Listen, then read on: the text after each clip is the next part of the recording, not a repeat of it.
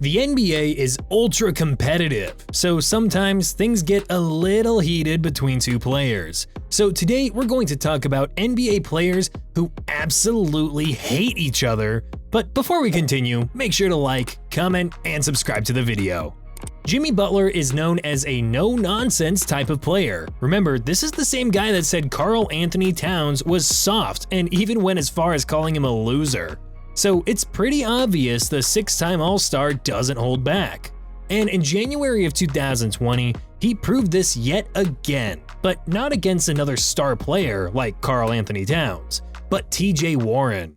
With 6 minutes left in the third quarter, Jimmy Butler had the ball on the wing, and Pacers forward TJ Warren hounded him with his pressure defense. So Butler gave Warren a little shove that pushed him off balance, which warranted Butler getting an offensive foul. But what happened next is hilarious. You see, as Butler tried to make his way down the court, TJ Warren walked him down and began clapping in Butler's ear with a smile on his face.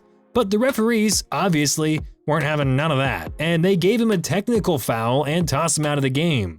And as Warren walked to his bench, Jimmy Butler was feeling affectionate. A little too affectionate, and he blows kisses at him in a way of taunting him, I guess. Let's just hope Warren didn't get the wrong message. Now let's talk about the most recent beef that has emerged in the NBA streets. Draymond Green is known for being the Warriors' enforcer and backbone, and he's also known for talking a lot of smack. But at least he has 4 rings he heavily contributed to back it up. Because the player he's beefing with is nowhere near as accomplished as he is. And yes, I'm talking about Grizzlies forward Dillon Brooks. And while the beef between these two started this season, their franchises began bumping heads last season in the playoffs, with the injury to Gary Payton II caused by Brooks. But things this year have gotten a lot more interesting. Because Brooks recently told reporters that if Green didn't play for Golden State, no one would know who he was. So basically, he was saying Draymond Green, a former Defensive Player of the Year, a 4-time champion, and the orchestra of the Warriors' historic offense, was implying he was a trash player. And Draymond responded with this: "If you ever wondered why the Memphis Grizzlies are not ready to compete for the championship, look no further than this idiot right here," said Green.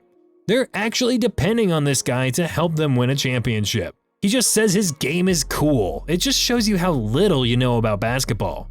Yeah, it's safe to say there's some bad blood between these two, but the same goes for who we have coming up next. Patrick Beverley has literally made a living off of being an irritant and a pesky defender that gets under the opposing player's skin by any means necessary, even if that means injuring another player. And that was the case back in the 2013 playoffs when the triple-double King Russell Westbrook crossed the half-court line to call a timeout. Beverley sprinted toward Westbrook, who was in a vulnerable position, and knocked him to the ground. And fans didn't know this at the time, but that play tore Westbrook's meniscus, and Beverley received a lot of heat from the media. But that didn't stop him from trying a similar play that following March, and eventually it led up to Russell Westbrook's most famous quote, "Pat Bev trick, y'all. Man, like he playing defense. He doesn't guard anybody, man. It's just running around, doing nothing." Sheesh, that's a hard shot. There's no way they could have gotten past that along with the injury. Well, that's what was thought during the time. Because as we all know now, the Lakers traded Talen Horton-Tucker and Stanley Johnson to the Utah Jazz for none other than Patrick Beverley. And many fans thought this wasn't going to work and that the Lakers bringing on Beverley meant Russ was on a one-way ticket out the door. But immediately after Beverley's arrival, they both squashed the beef. And Russ even said he didn't hold grudges against him and implied that he never disliked Beverley, and the outside world made the situation bigger than it actually was. Not sure if I 100% believe that, but before the two were both shipped out from Lakerland, they appeared to have good chemistry and were even seen laughing and joking around every other game. But I can guarantee you, these next two players won't ever be seen giggling and having a good time with each other. But before we get into the next two players, make sure to give this video a thumbs up and hit that subscribe button for more videos just like this. Okay, for this next one, we have LeBron James, the all-time leading scorer, the 4-time champion, one of the greatest humans to ever touch a basketball. And then we have Enes Freedom. Yeah, that's it. The bad blood between these two started because Enes Freedom found LeBron and Kyrie doing the water bottle flipping challenge while blowing out the New York Knicks disrespectful. Yeah, you heard that correctly. And what's even crazier is that Freedom wasn't even there. In fact, he didn't even play for the Knicks. He played for the Oklahoma City Thunder at the time, and I guess he was watching the game at home and had gotten furious over seeing James and Irving having fun. That's the best way I can put it.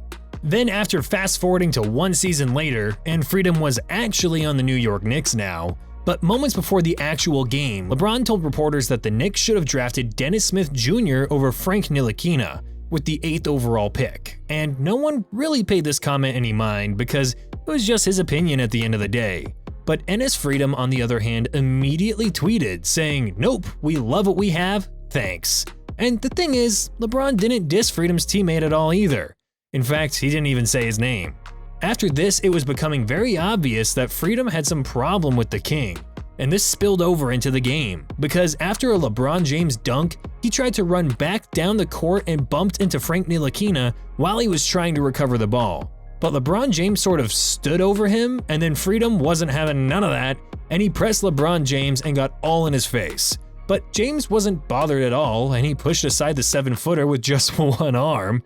And in a post-game interview, when asked about the situation, Freedom even brought up the bottle flipping incident from a year prior and how that played a part in the scuffle. Yeah, for whatever reason, he really disliked the whole water bottle challenge. But that's all for today's video. Make sure to like, comment, and subscribe for more videos just like this. See you soon.